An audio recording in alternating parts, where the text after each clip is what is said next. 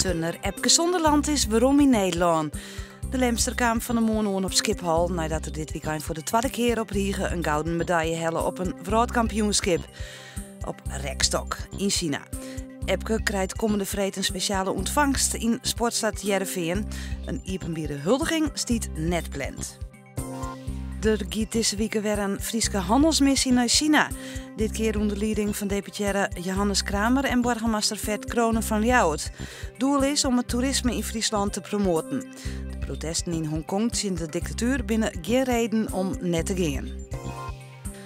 2 van de 5 mensen die juist verwonnen rekken bij het ongeluk op het Beursplein in Ljouwert binnen zwier verwonnen rekken. Het gaat om een man van 49 en een vrouw van 44 uit de Kniepen, een 16-jarige jongen uit de Kniepen en een man van 73 uit Wergeer rekken minder slim verwonnen. Juist riet een 73-jarige man uit Haans met zijn auto in het verkeer in. Een geweldige uitdaging voor een 4-jarig famke uit Drachten. Laure Broekman is vregen door een Canadese jongeres om de hoes van haar nieuwe album te maken. Via Instagram, dat Laura haar tekeningen opzet, kwam Julia Westlin bij de Drachtster tekenares terjochten. Wanneer het album uitkomt is nog net bekend. Joen en vannacht is het wisselend bewolken. Zuid-en-trog ruint het. De zuid-zuidwestenwind is zwak ontmatig.